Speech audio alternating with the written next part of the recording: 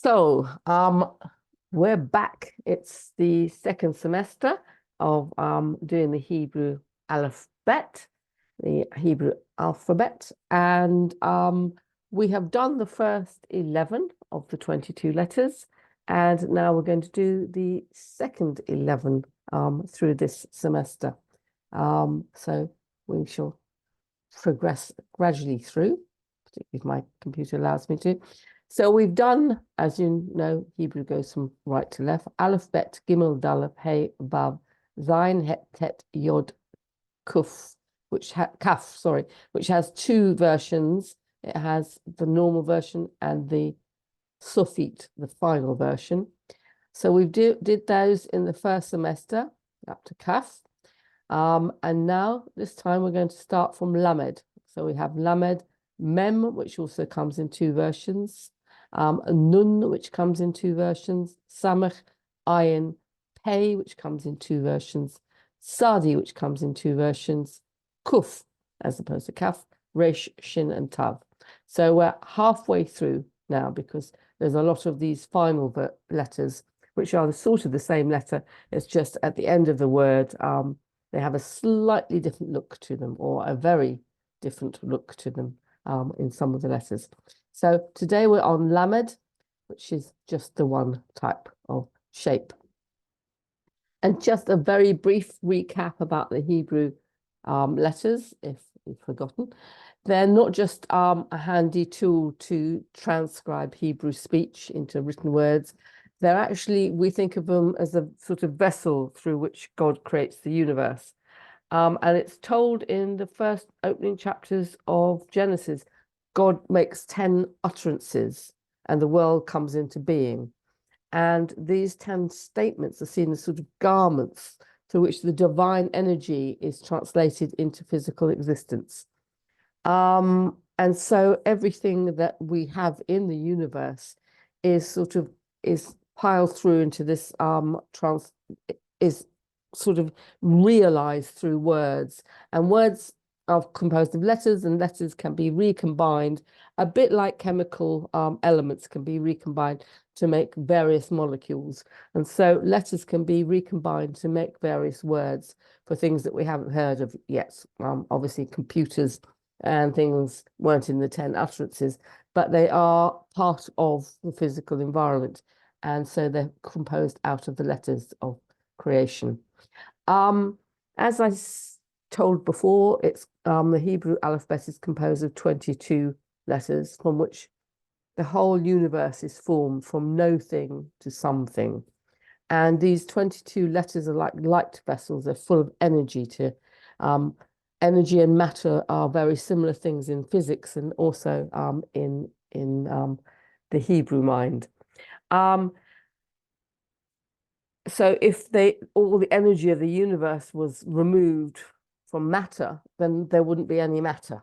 And the same, if you took away all the letters, there wouldn't be anything. It's a sort of a realization of the matter from something, from nothing to something. And these 22 letters and these 5 final versions, as I said, there are 5 letters, Mem, Nun, Pei, and Sadi, and Kaf that we've done that have final letters to them. So final versions.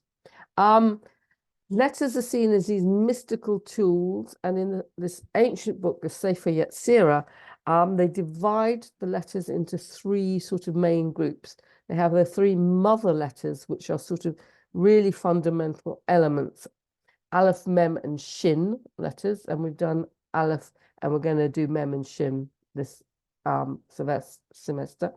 The double letters, which are the letters that can be with or without a dot in them. So B with a dot, V without a dot. So B, G, D, K, P, Resh.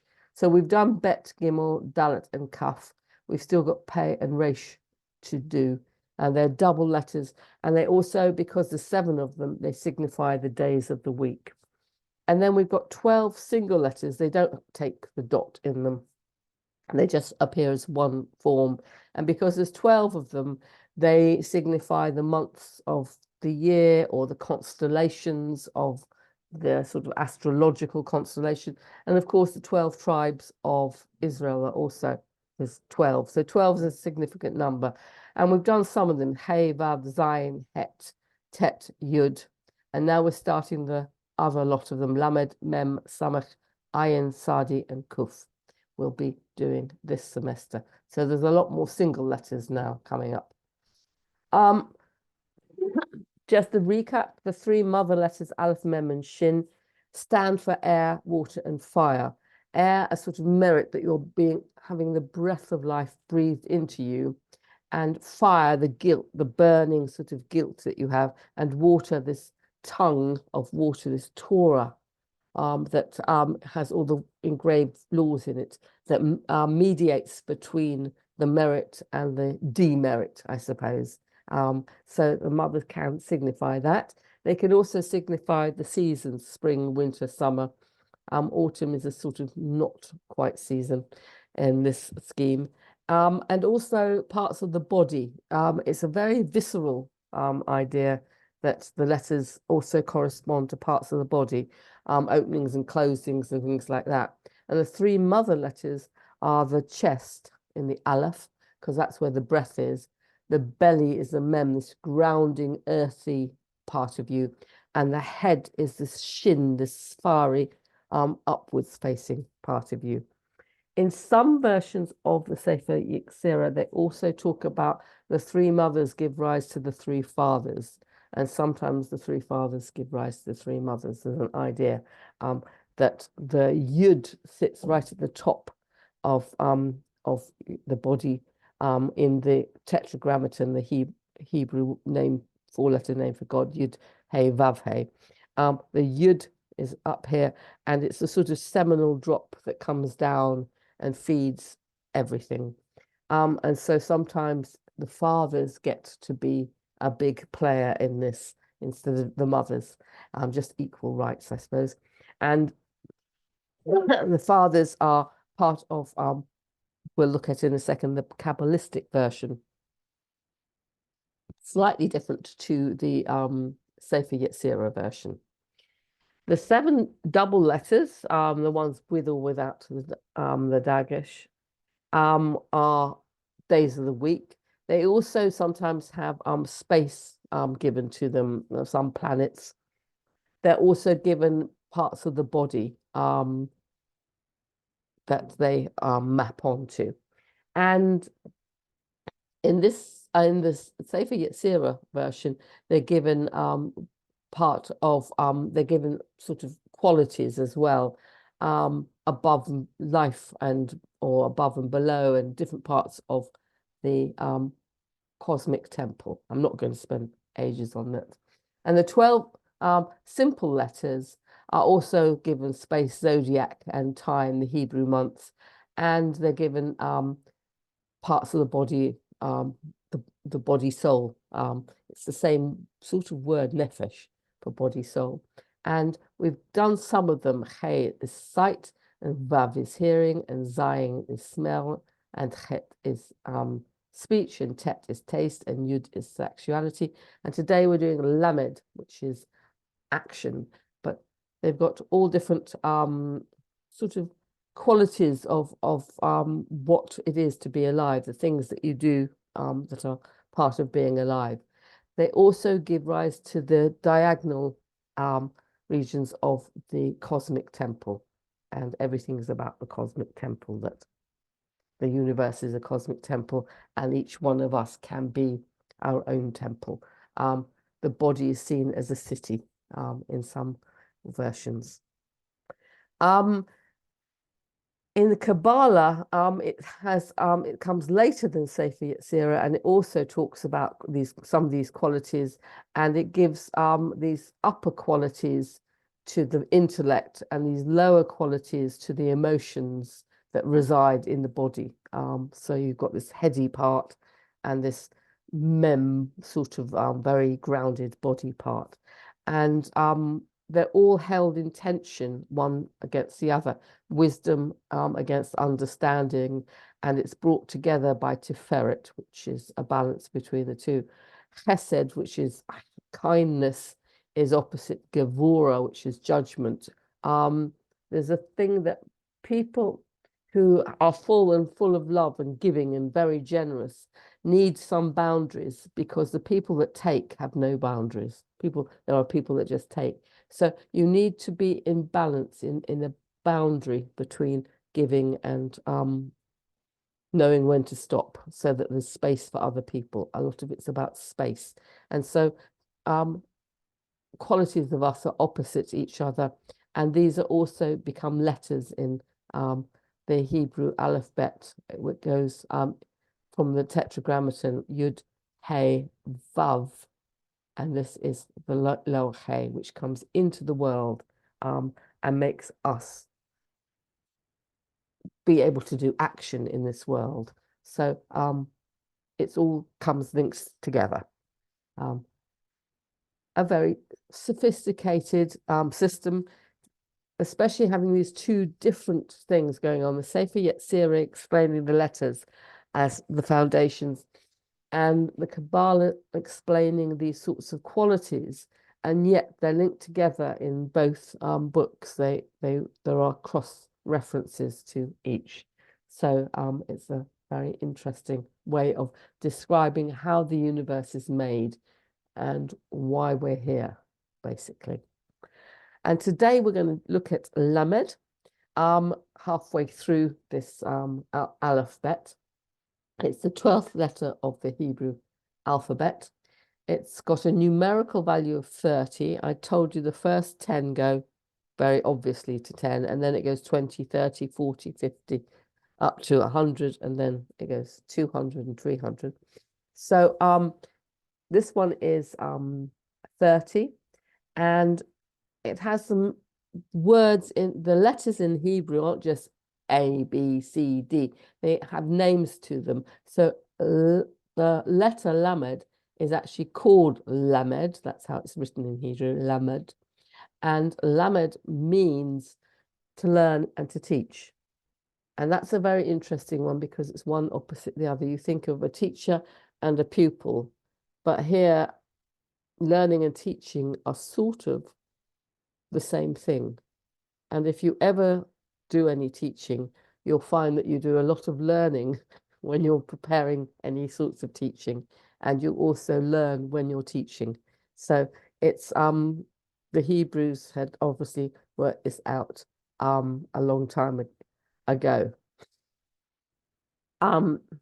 With the letter Vav, there's a thing, Lamad Vav Nix, the 36 righteous people who saved the world from destruction. So there's an idea that Lamed and Vav come together to have those 36 very righteous people on the planet at any one time. And that's why the planet isn't destroyed, because we certainly deserve for it to be destroyed, because I am starting to despair. I've also talked about letters as sounds. So they've got names to them which have meanings. Lamed meaning to teach and to learn. They also have sounds which appear in different parts of the speech apparatus. The throat, the lips, the palate, the tongue, and the teeth. And they're all part of speech. And if you have one bit missing, you know, people without teeth just try to talk quite differently. It's obviously everything is needed to make this speech. And lamed is very much in the tongue. And so it's one of the letters along with dalet, pet, nun, and taf, which are very much in the tongue. What does it look like? It's got various ways of drawing it. This is one way of drawing it, as you saw before. I did it in the more traditional way that you'd see in a book, with some of it going up and this rounded bit coming.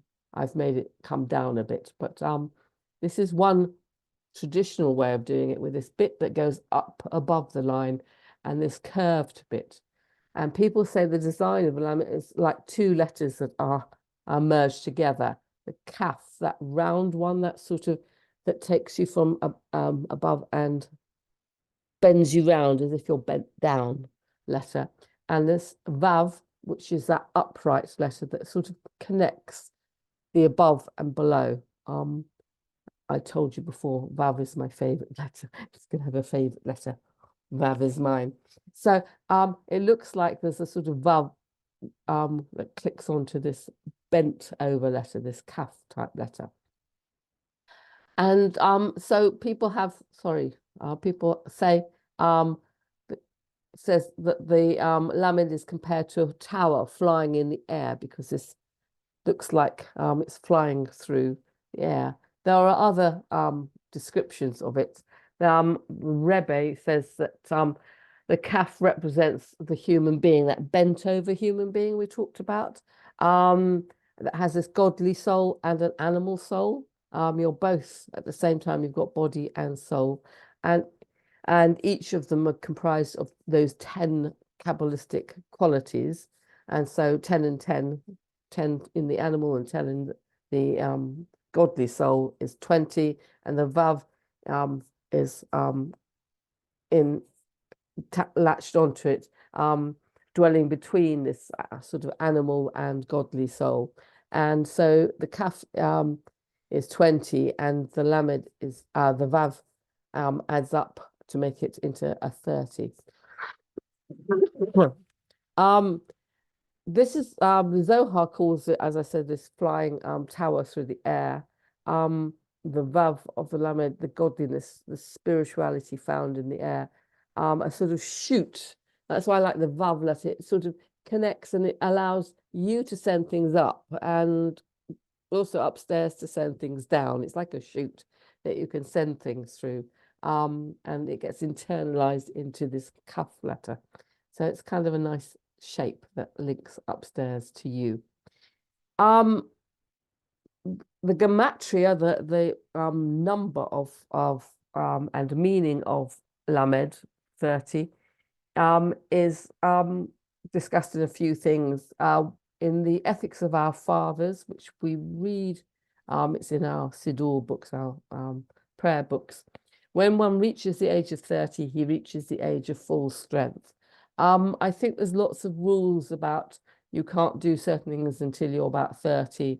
You're not meant to learn Talmud, I think, or Kabbalah until you're 40. There's certain stages where they're waiting for you to be mature enough to get there. And so Lamed is the marker of full strength when you get there. So we see that because of full strength. We know that there's a reference in the Torah that the Levites are the people that are going to be the priests. Aaron and Moses are from the tribe of the Levites. They're the people that don't get any portion of land. They're just given the inheritance of always serving in the temple. And they also have to carry all these heavy vessels. And you have to be between the ages of 30 to 50 to do that. After 50, you're considered, you can retire from dragging such heavy loads. And 30, you're old enough because it's a huge responsibility. No, I'm not going to go through anymore because I've got enough to do. Some words that have lamed as the starter to them. For obvious reasons, limudim, studies. When you're studying things, they obviously, if it's lamed means to learn or to teach, you would imagine that studies and what you're doing in university would derive from a word that's lamed. Lulav, the lulav which we carry at Sukkot and shake, has the 4 species in it, and the lulav is starts with the lamed. Lila, night time. Erev and Lila, it mentioned quite a lot at the start of Genesis. Lila. Lev, heart, a very important word in Hebrew, the lev, because there's the idea that the emotions are contained in the heart, the knowing things emotionally. Flame, Lahava is also a lamed word, and no, saying no to something. No. And another important word, lo is quite important. Lechem, bread. You will hear quite often lechem being spoken about in the Torah. What does it mean? Apart from meaning learning and teaching, it can be translated as word for a staff or goad. It looks a little bit like a staff, a shepherd's staff. It's the center of. It's also the center of the alphabet, so it's also the lev, the heart, is at the center of the body. And in Kabbalah, learning is done mostly with the heart and soul, not just the mind. We have a completely different view that you also have to embody it into your heart, which will then make you do it. It's not just intellectually thinking about it. In fact, the four species are meant to represent people that think things and do them, people that do things but don't think about it, they just do the right thing. People that think things but don't do anything about it, they're just intellectual, and people that do neither, they don't think and they don't do. So the lamed is very much sorry, I'm not sure if I just managed to undo something. Yes, I did. So the lamed, the staff, is located in the center of your body. It's a lot of heart and soul to it, linking your intellectual thing to your actions through your emotions. So it's a sort of a deep spiritual meaning, learning of lamed. The human course in life is to learn and to express spiritual teachings and practice with every breath of life. I very much doubt any of us can manage that. So the name of the letter also comes from its shape. It also means this cattle prod or shepherd's staff. I do apologize, I've got a stinking cold still.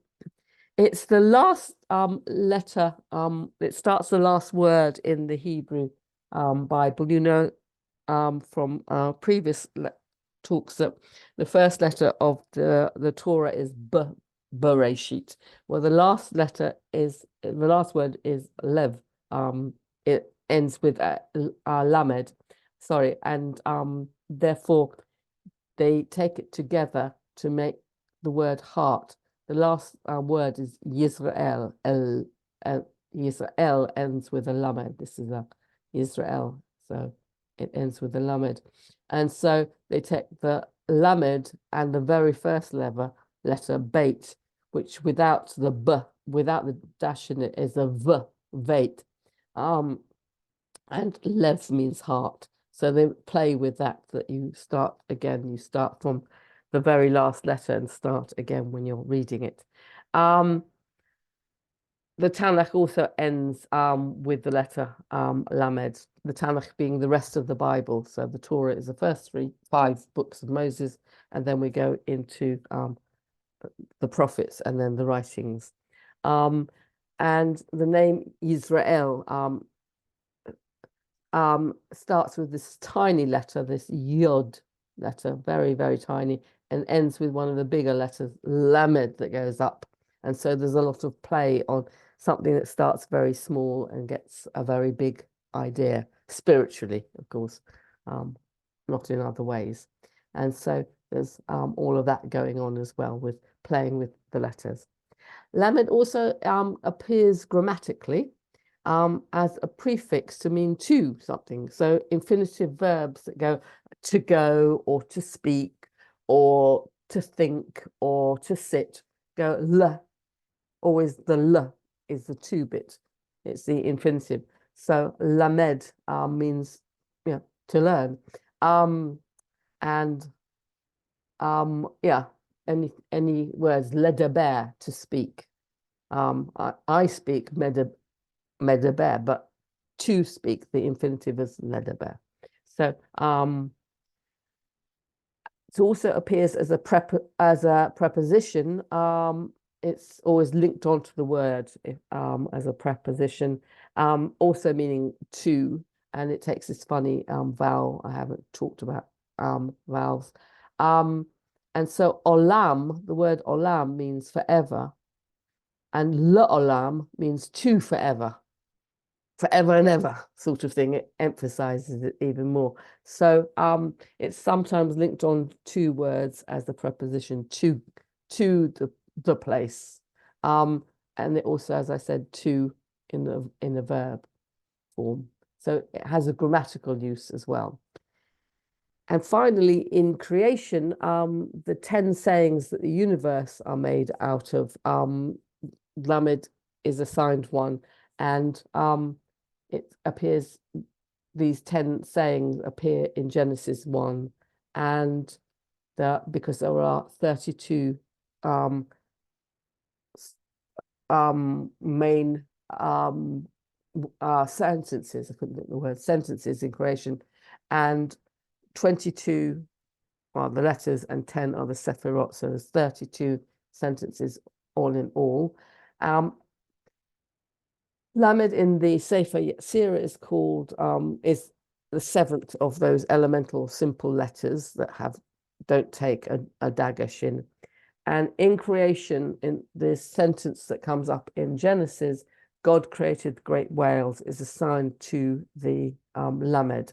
So it has its own sentence. Each letter has a sentence ascribed to it. And each of the 10 sephirot also have a sentence ascribed to them. So Lamed gets the sentence, God created great whales. In the month, it's considered to be Tishrei, which is at either, it's the other sort of side of the calendar. We've come out of Tishrei a few months ago because it's Libra, so it's sort of October, September, October time, and intestines in the body. So I suppose because intestines are very long, like the Lamed. I don't know. It's quite a nice idea that it would be like that. So it's Tishrei, the month, and Libra and intestines in Sefer Yetzirah version. And finally, to finish, we should do a little meditation just to kind of have that moment to put it all back together. And try and put what all these ideas of Lamed is from different sources. And maybe we'll just take a few deep breaths in and out again. Nice and relaxing to take deep breaths in and out. If you've got a stinky cold, it's quite hard to take deep breaths in and out, but it's that lovely releasing it again back into the universe. That's so wonderful. And letting all those annoyances go. And just imagine for a moment being a Lamed. I know that sounds silly, but your long body being a Lamed, that you're reaching up with part of it and bowing over with another part of it. And that bowing down, that sort of humble bowing down, is a fabulous part of you, that you have that humility. And that's good to think about, that being humble and appreciating your position in life and where you are. But at the same time, you've got this long vav that's reaching up so that you can always reach for more. You're not meant to just give in to whatever you have. Yes, appreciate it and sit appreciating what you've got. But also think about what you want. That's good in the world. Reaching up from that humble part of you into a more spiritual, aspirational part of you, asking for a bit more to be closer, to be more connected, not just to be bent over saying thank you, but also to somehow be one of those 36 reaching up, so that the world is here because you're here. You deserve to be here, and the world is here because you deserve to be here. Make sure you're reaching up for something really good, a thing that's good for you and for the planet. We spend a lot of time thinking what we're humble and grateful for, and that's good. But we also need to think about what we need to reach up for, what would make the place better.